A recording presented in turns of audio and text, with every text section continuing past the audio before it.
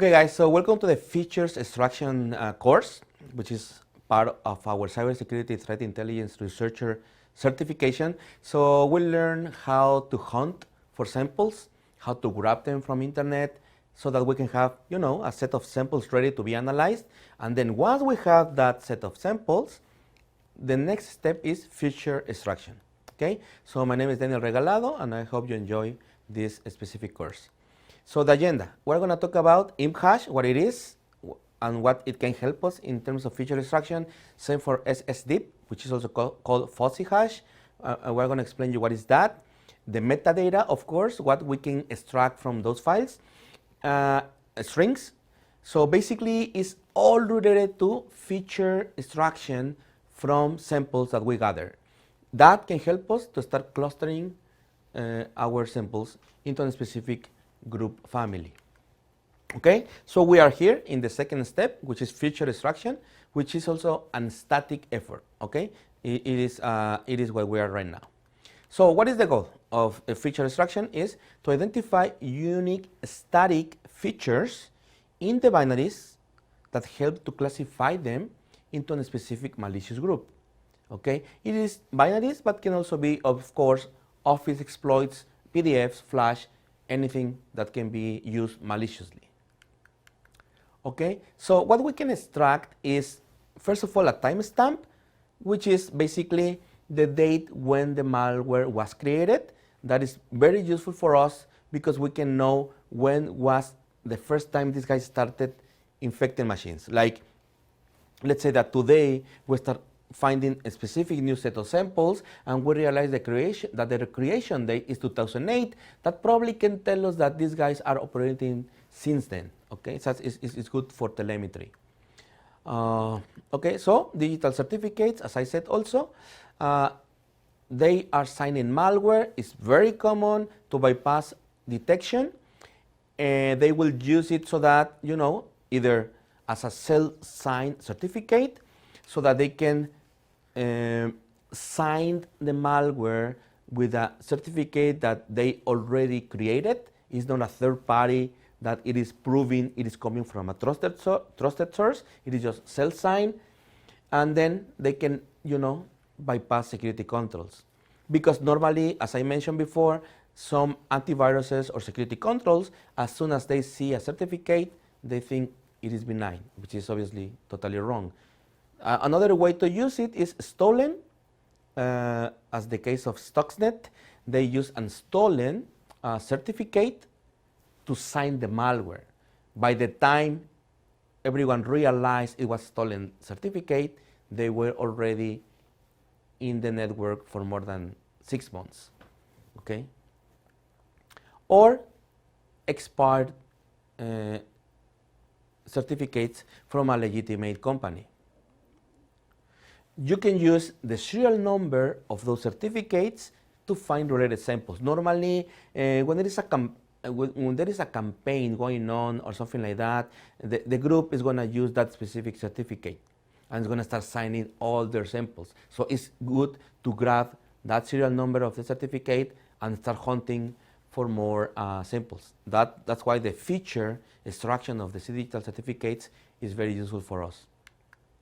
Here is just an example of a certificate embedded in a malware which pretends to be issued to Google. In other words, it's supposed to be a certificate for a valid Google application, which is, of course, is not the case.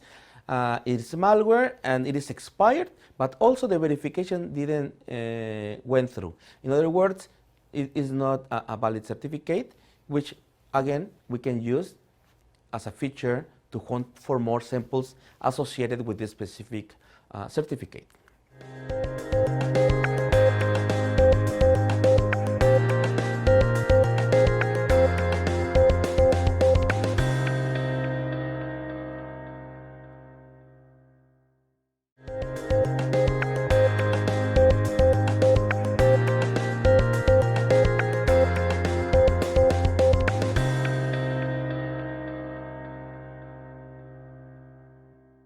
Okay, so let's talk about another feature extraction which is called import table hash or imp hash. okay, and how it can help us.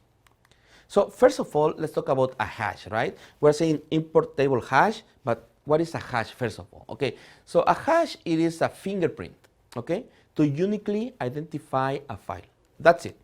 So just a single bit of change in a file will produce a different hash. It is pretty useful for file integrity, so that, for example, when you are downloading files from internet, you will see that sometimes it is the binary file and then is the MD5, that's the hash. That basically means that when you download the binary from internet and you check the hash in your local disk, you might have the same MD5 as the one that you saw in the website. If it is not the same, something happened in transit and might be modified and you might be infected. Or probably it was not downloaded properly. But at the end of the day, the hash would help you to identify any integrity issues, any alteration in the file, okay? So that's the hash.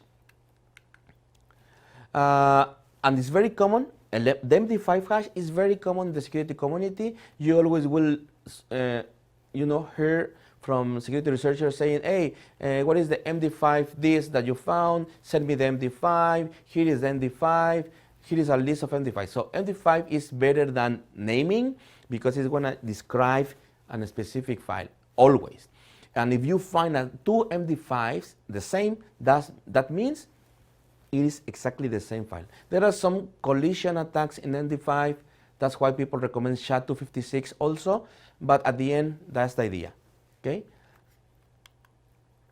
And also a very important characteristic of a hash is that it is not reversible. In other words, by getting the hash number, you cannot use it in order to get back the original source code or anything that you were hashing, which obviously is for security protections.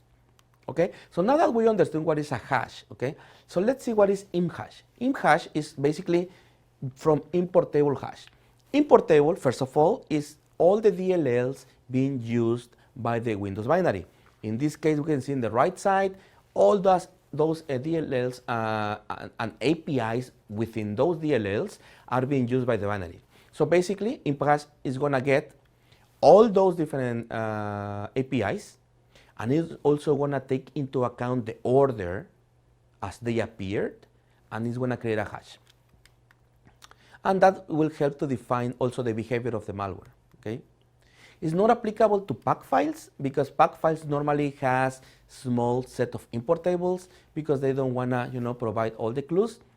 So it is more for those kind of files which are not packed, and can be used to find or hunt similar malware, of course, because if you get a specific hash, import hash, and then you search in internet, VirusTotal, your own database for that specific hash, you will find binaries with the same APIs, total same. If there is 200 APIs, you must have another binary with the 200 APIs, but also in the same order. And when I say in the same order, that means that inside the source code, they appear in a specific order because that's the way they are ordered once it is compiled.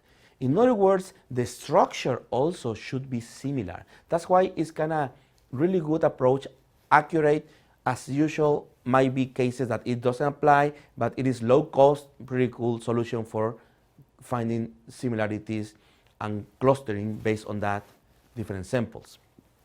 Okay, same as hunting, tracking, right? I mean, you can hunt for samples. Once you get one sample, you get the imhash, you scan more samples, and then you will find more related samples to the first one, right? But you can also track it. So once you have a family group identified and you find all different import hashes, you can go and search for more samples coming from VirusTotal being uploaded recently, and that's going to give you a new variant. Because keep in mind that import hash is not like a traditional MD5 hash that I just described in the previous slide.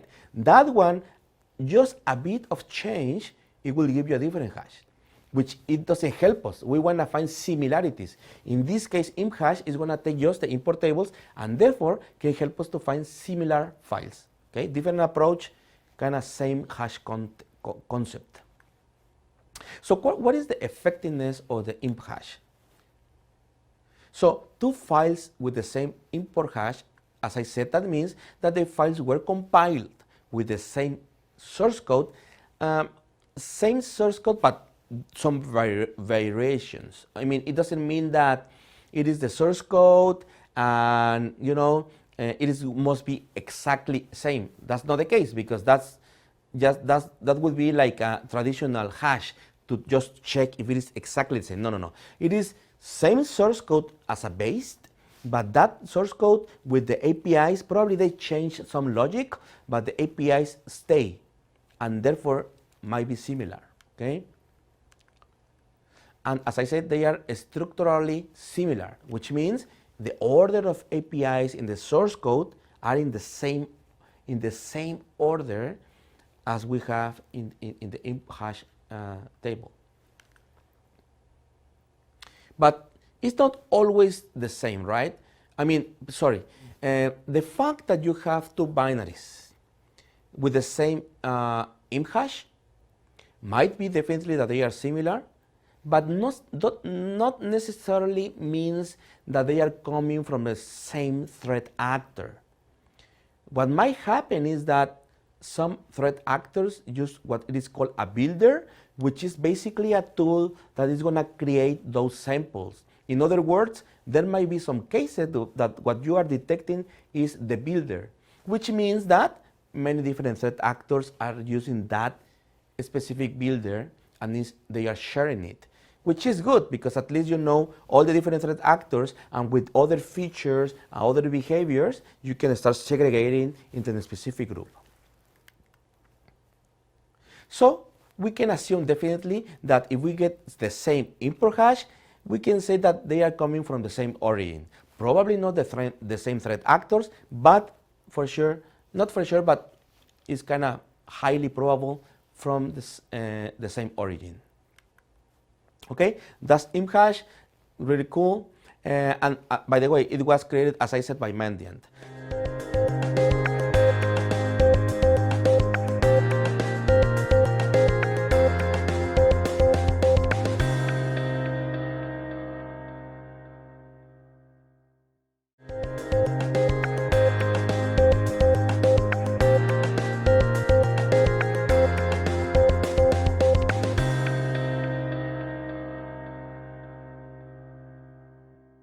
Strings is the other thing. It's pretty simple strings. It is just a way to run a command against the binary, and it's going to print all human readable strings.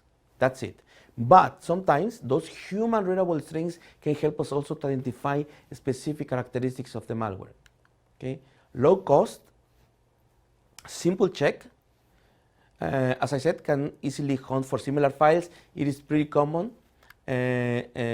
You need to consider Unicode strings, because sometimes when you run the tool, it will just search for human readable, but if there are Unicodes, those are also valid strings that you need to consider for hunting.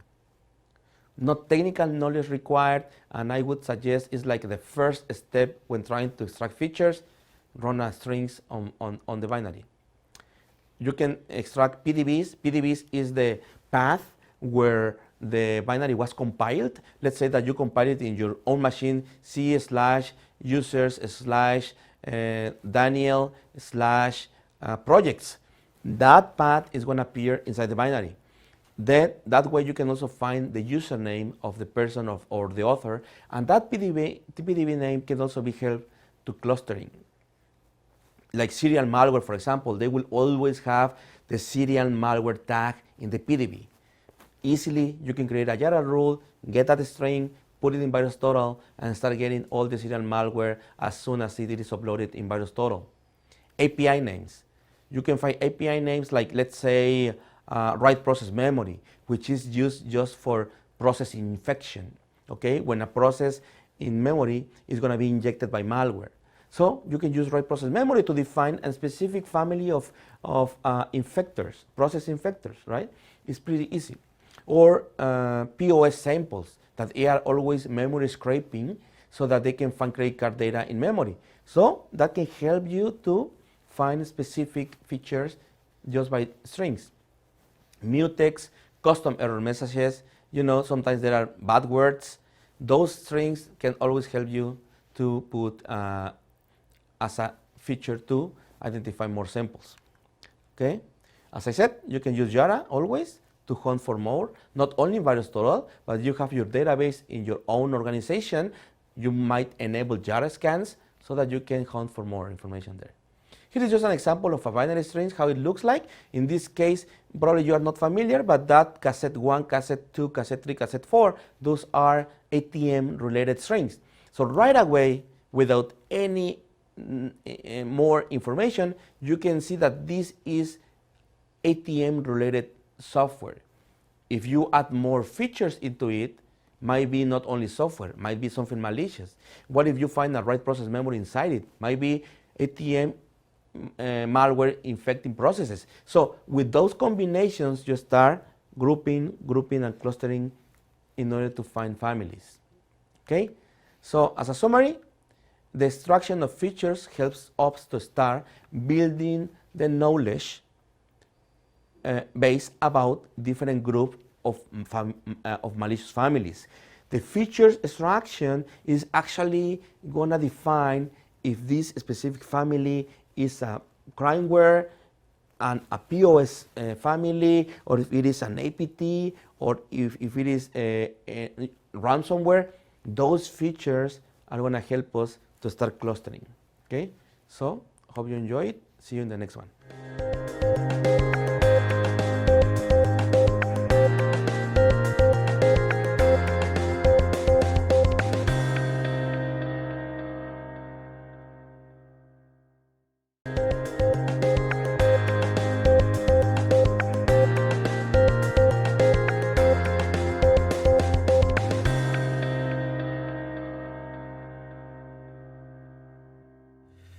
Hey guys, so welcome to the Cybersecurity Threat Intelligence Researcher certification. So we'll learn about hunting strategies using VirusTotal, all different options that we can use in order to hunt. Hunting is when we wanna search for something that we don't know, when we wanna try to go and proactively search for malware. And then we can start focusing slowly into specific patterns, specific behaviors, right? So here we did a quick search based on a tag attachment, and we found this specific sample that we saw interesting. So let's see what it has. Here is the MD5. If we click on here, we can easily see the detection. It says VBA, which is basically macros, Visual Basic Macro, and it says downloader. So basically, quick shot, it is a macro downloader. Sounds interesting, and let's see how it works. Okay, but this specific one, since the tag was attachment, as you can see here, that means it was found being attached in an email. Okay, so let's gather more context. We can see that the radio is 24 out of 53. We can see that the first submission was on 2015 11 November 16, and the last time of submission was on December 2015. It has 5 times been submitted, and from 3 different sources, and the size. Okay guys, so let's click on it. We can see here, all as usual, all the different characteristics. We can see that the type is unknown, and the magic is MIME. MIME is a type, file type. We will see which kind of file type is this one, and basically we're gonna see the content. In the content, we can see the header MIME version 5, content type multi-related. This is commonly, when you see the MIME, is commonly email, and normally can be either EML extension or MSG, which basically you can open it with Outlook Express, which is retired right now, but you can open it with Microsoft Outlook too, and you can see the content. Okay, here is the analysis as we saw, the submissions, the countries, and this is very interesting, the name being used when sending this kind of um, file, which we can see it is presented to be as a doc attachment, which is normal, right? Because we saw it is a macro, so doc obviously supports macros. And the in the while tab is my favorite. Here we can see, for example, that this specific attachment was found in this email, and we can see the email and we can get more context about how it was uh, generated. We can see here, for example, that the from the person who is sending it is supposed to be Ethan Gerard, and this is very interesting, guys. It is sending it to Korean Air. Korean Air. If we do a quick search in internet, Korean Air, we can see that it is an airlines in Korea. In other words, when we see this kind of big companies, it's something very interesting because it might be an advanced persistent threat, or it might be a highly sophisticated attack. You know, because they are not just going after normal people, they are trying to target big companies. Okay, so we can gather more information. We can see that here is the whole header. If you wanna obviously search what is the source IP and SMTP details, and I wanna show you guys the content. You can see here the content. Okay, it is like, please find attached your remittance details for the funds that will be deposited to your bank account. Please allow 1 to business days. Cook Medical is now sending through the bank the addenda information, including your remit information. If you are not seeing your addenda information in your bank reporting, you may have to contact your local representative.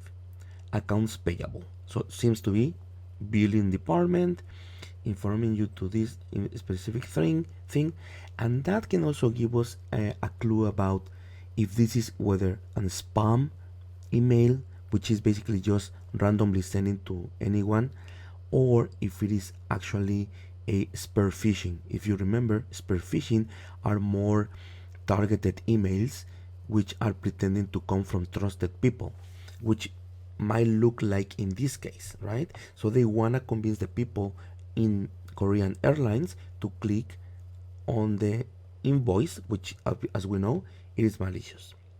Okay, and here is more details. We can see the invoice here, and we can see the SHA-256 here, which is exactly the file that we are dealing with. Okay, so at this point, we have information about this specific sample, and then we are gonna do some analysis. Keep in mind that we, as a threat intelligence researchers, we are not reversers, but we definitely have some skills in other area, and very good skills actually, in order to identify the attribution, in order to identify the threat actors behind, take down the whole domains, and collaborate with law enforcement. But also we recommended to have technical skills, at least to extract the features. In this specific class, we're going to be extracting the static features from this specific sample. Okay, so in order to do that, again, I'm going to start using my Remnux virtual machine, which obviously, as you also know, that specific virtual machine is also available in our virtual labs, so you can search for that and play with it. And here we have our sample, right? It is this guy. This is our sample. Okay, so in order to analyze it, let me open it quickly for you guys.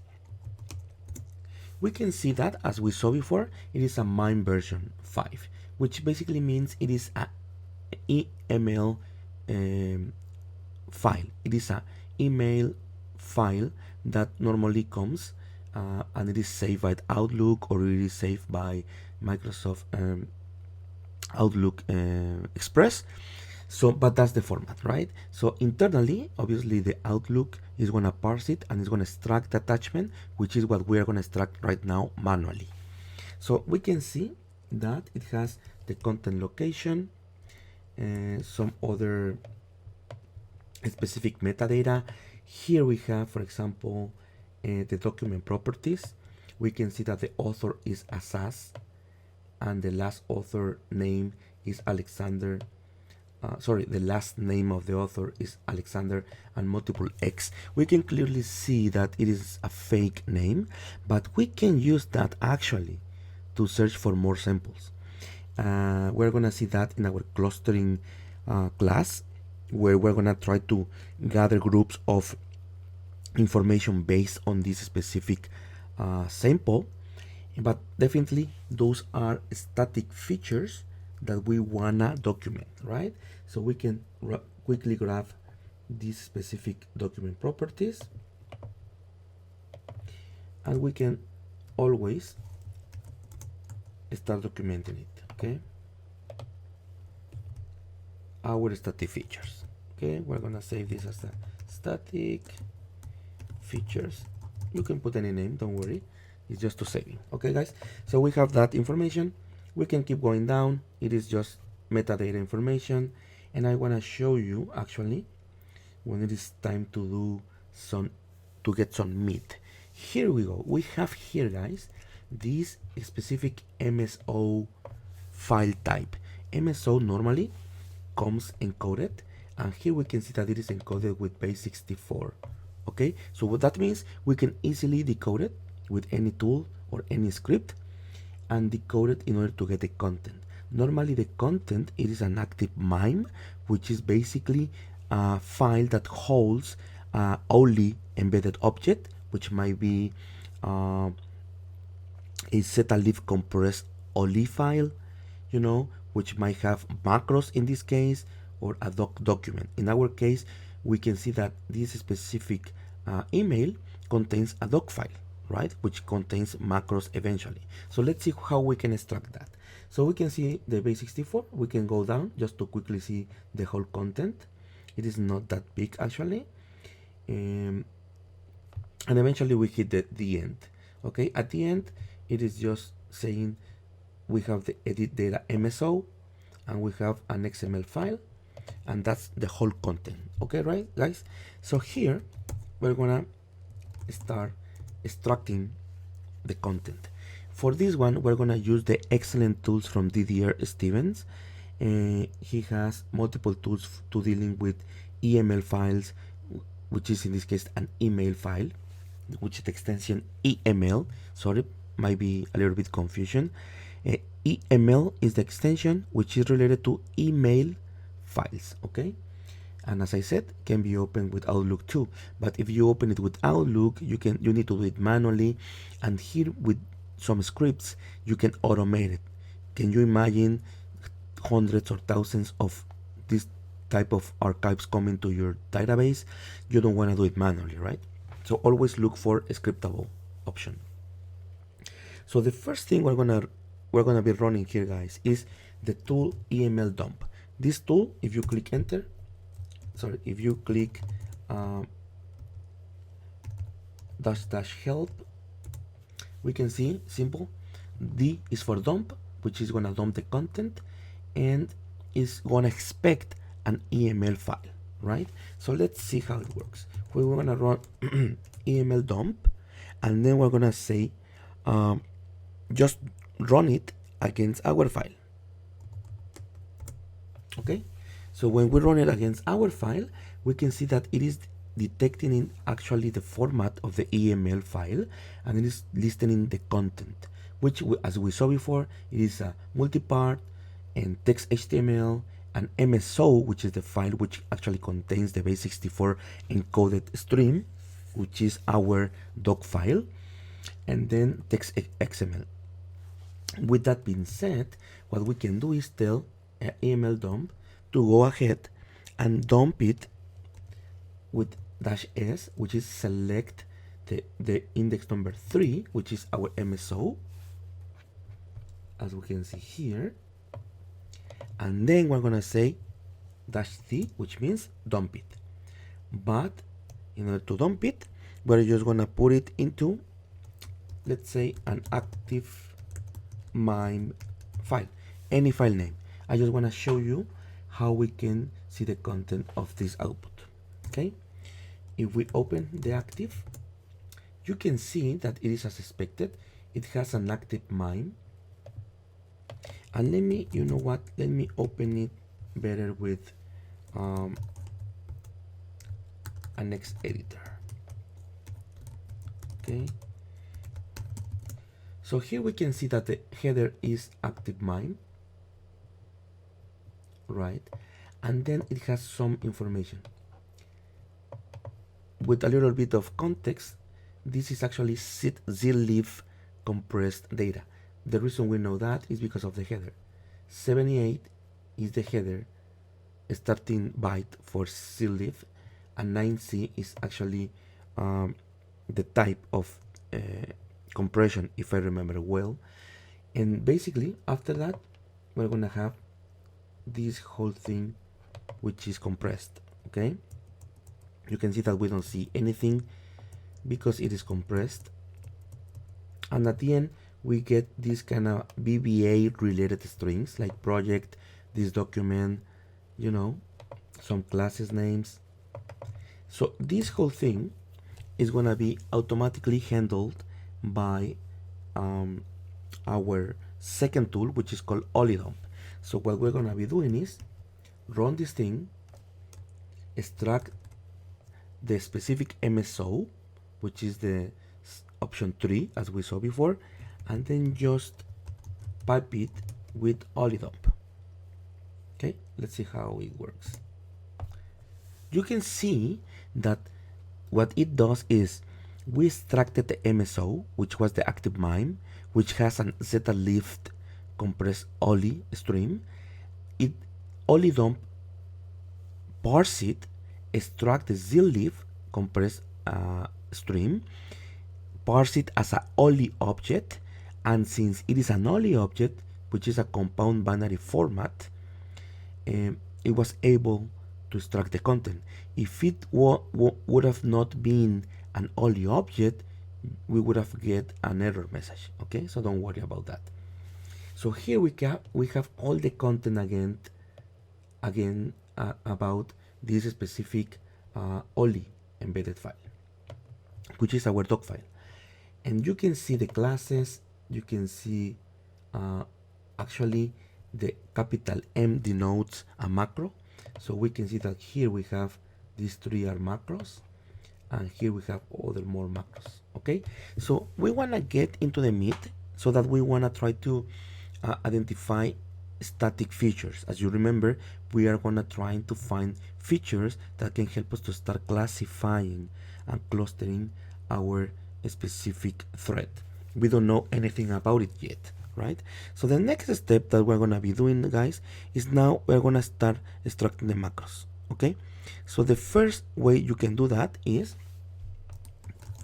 by running again OllyDump, but in this case we see that let's pick this 20th index and extract that macro. So that in order to do that, we need to say OllyDump, and then in OllyDump, similar to EML dump, we're gonna tell him, hey, select the number 20, you know, and then -v, which means decompress the VBA macro. Then let's redirect it to the same file name, which we can see here. Okay, so we run it. Let's open that guy, and you can see, guys, that we got successfully decompiled version of the VBA macro. And here is something interesting. Obviously, if you want to debug it, guys, I recommend that you can open a Word document, clean one, create a macro, and then copy paste this specific code, and you can debug it. If you want me to do some labs about that, I can definitely have some time to do it. Just ping me in the social network. Here, something interesting. You can see that this final string is going to be a concatenation of these whole strings. If starting from the beginning, let's start seeing what is that. It is V, then concatenated with rm, then ud, then the next in the next line it is a slash trian, and then here we have goal.php. So there you go. We have another indicator here, guys, which looks like a URL being created, which is slash Bermuda triangle.php. We can always appreciate it and put it in our findings, right? MBI, some network indicator here. We save it and we move back. So you can see that we saw that, and we can always take the time to do every single analysis of the macros, but at this point I'm not gonna deal into it because this is kind of obvious and I don't wanna bore you guys, but we are gonna do some exercises, don't worry. Okay, so we extracted one. Now let's try to extract all of them in one shot, right? You don't wanna just extract one. Probably you just wanna in one shot extract all the different macros and then just analyze it in one shot, or copy paste it into your macro editor and start debugging it. So what we can do is we can say the same thing here, guys, but instead of selecting the number 20, we say letter A, which means all, and then we say all macros, let's say. With the -p option, what we are saying is dump all the macros and decompile them for us. Okay, so we run it and we open all macros, and you can see, guys, that here we have the whole content of the macros. Some of them doesn't have any source code, which is expected, and here you can see that we start getting some code. We can see those weird function names, you know, for obfuscation. Here you can see, guys, the post being created with upper and lower case in order to bypass simple string checks of detection, but that's telling us that it's going to be a post request. If we go down, we can see that it is now an open, which is normally to open a connection to HTTP in this case because we saw the post. Here we can see that write, even though they are obfuscating the strings of function of the object, sorry, the object names, they are, or class names, they are obfuscating it. Still we can see the APIs, and that can give us an idea. Here is saying write response body, which is pretty clear. It is basically whatever it is getting into the response from the post is going to be written into some place. Okay, here we can see that there is a save to file, which means it is saving that content into disk as expected. So as you can see, we kind of have an idea. We don't necessarily need to go in depth to have an idea of what it is doing. Definitely I suggest to decompile it and get the full understanding, but we can quickly have an understanding of this. Sometimes it is a long queue, or sorry, a long chain of execution, and you want to get to the meat, to the end, because at the end this whole thing is just downloading a file, right?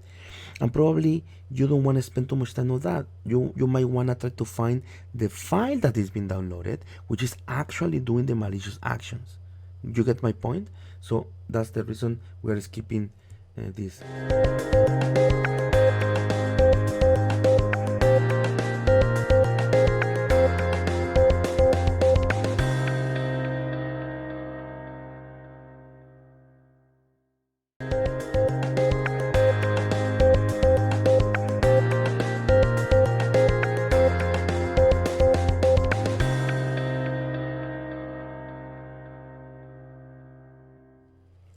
And then we can see more obfuscations here, and I'm trying to find other.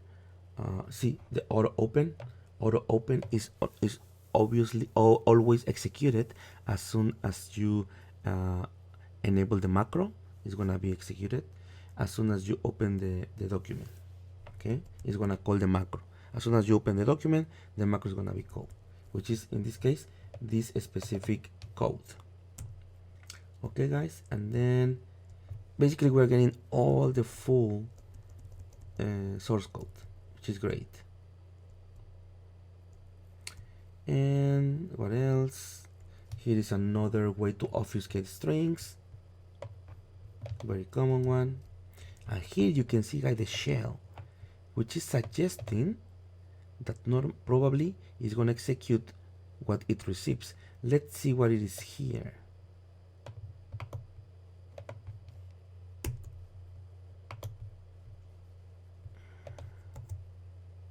Oh, it's not found.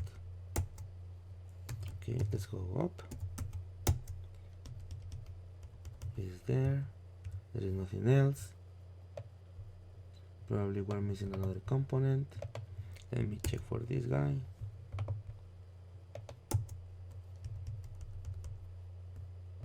Okay, you can see here that this specific function is coming from the text box 1 and it's gonna be assigned to this guy, and eventually this guy, which looks like it's gonna have the URL. Let's see where it is being used.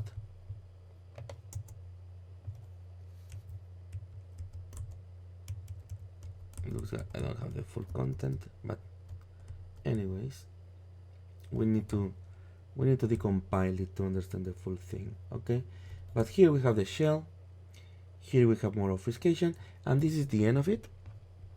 Here we have only our URL that we saw before. So we saw the post request, we saw the save into file based on a response body, which suggests it is reading from the internet.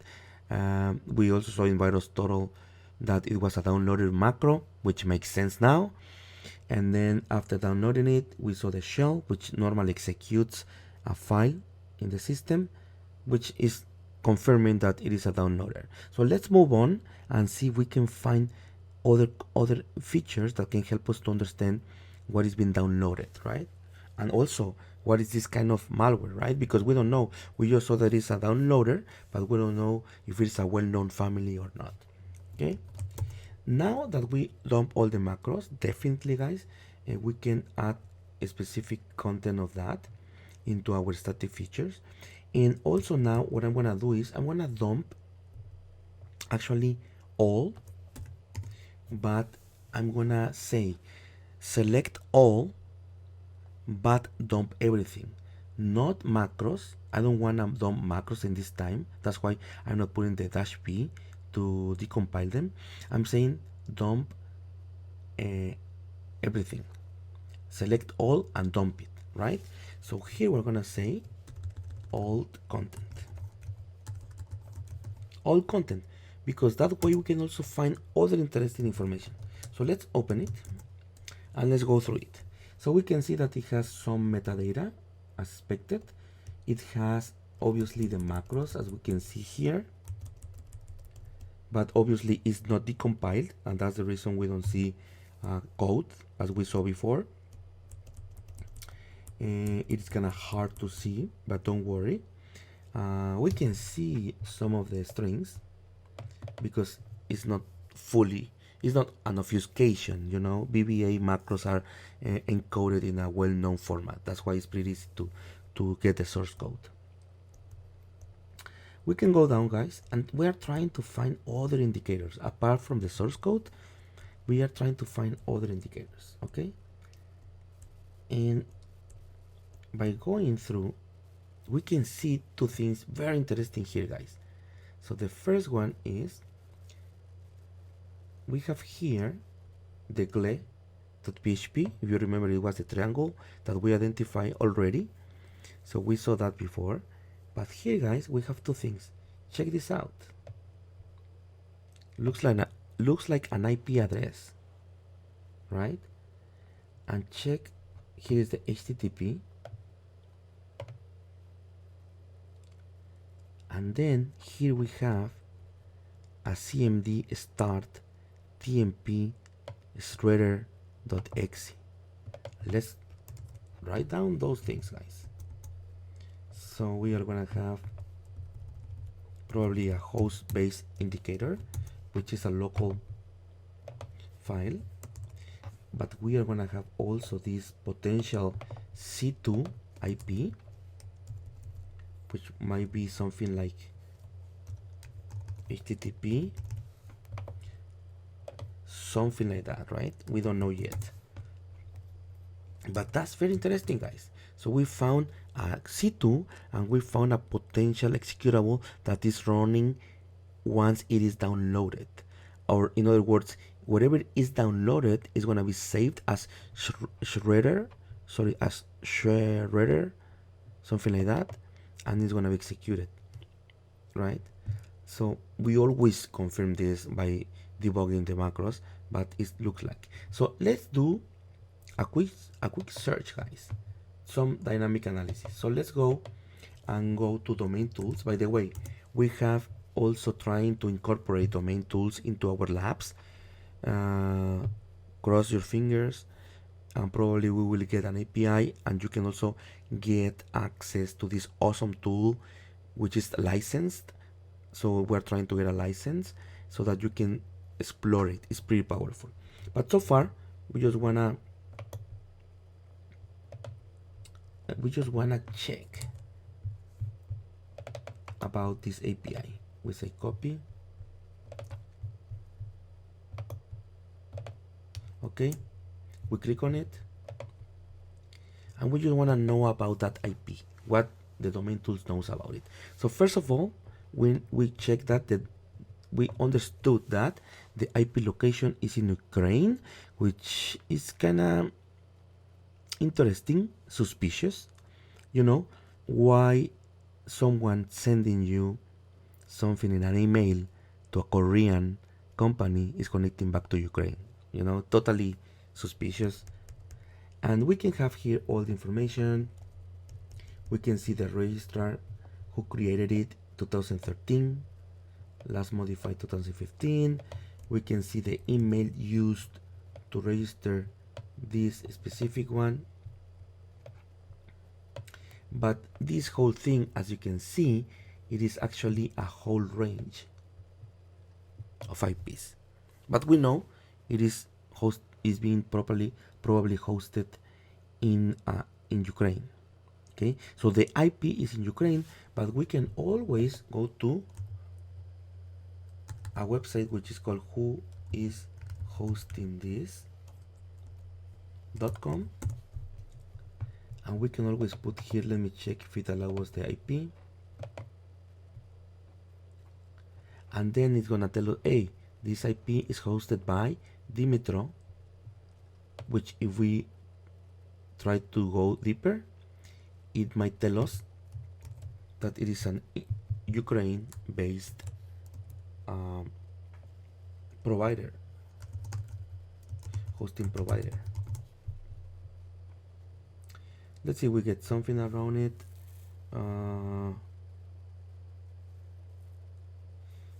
Because sometimes those guys, you know, are kind of not doing good things.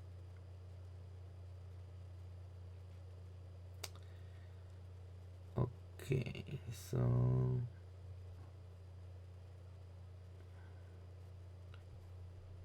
you can see here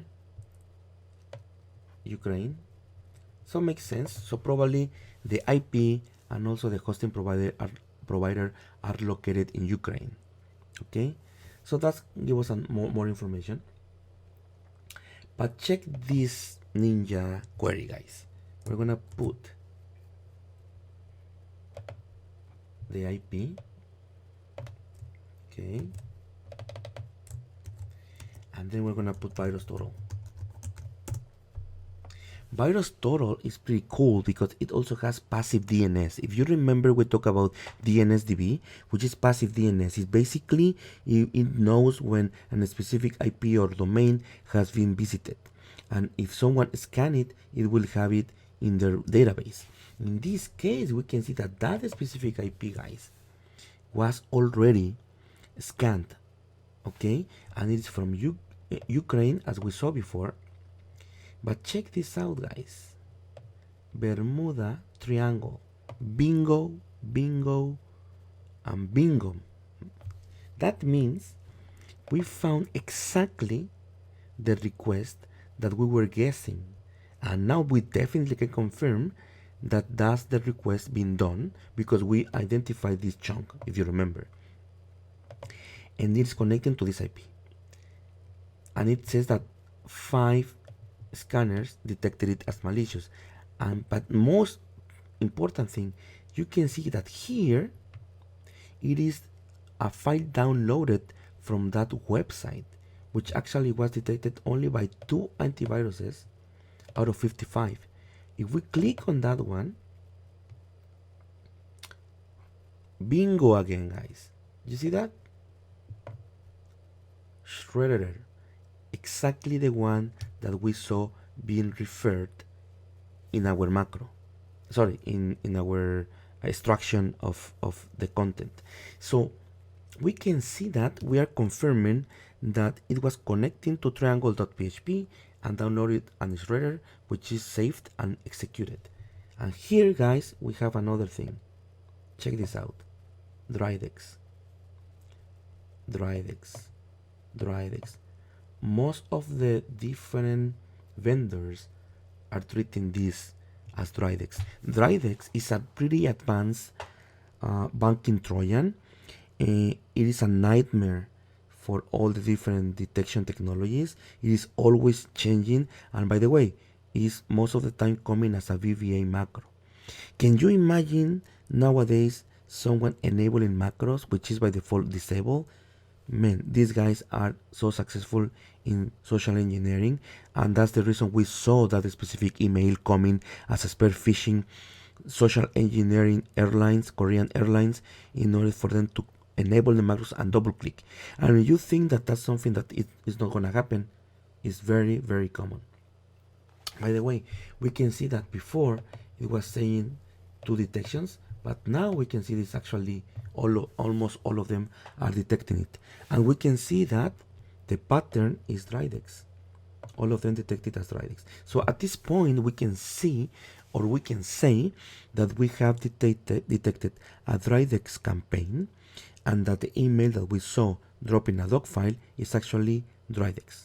Okay, that's another finding. And we can always definitely grab this MD5. Okay, and we can come to our documentation. We can now put a specific MD5 here. We can say that it is Ukraine IP location. And as you can see, guys, now we have more context. We have the original email sent. We have also the document being dropped with the macros, and we have the file downloaded. We have the full picture, and we can start trying to find more similar samples in order to gather more and more information. Right now we are in the static features, but with this specific MD5, we can definitely go and run it in a sandbox in order to do our dynamic features extraction, which is actually the next step in the phase of our whole threat intelligence effort. Okay, guys, so at this point I think that basically we got all everything that we have. We can also go and identify more samples, which is going to be part of our clustering phase, because with this guy we can copy it. We can go to vitals, our intelligence portal. We can put it here, and we can definitely download it, guys, for analysis to submit to another place. But you can also here can get the SSDIP or the imp hash, so that we can try to see if we get more samples and then use those samples for analysis. And actually, let's do it right now. So let's run the SSDIP in a new tab, and let's run the imp hash. Okay, this is the imp hash, which, as you remember, is based on the import table. We only detect the same one, so it doesn't help. But the SSDIP one gives us another sample, which is cool.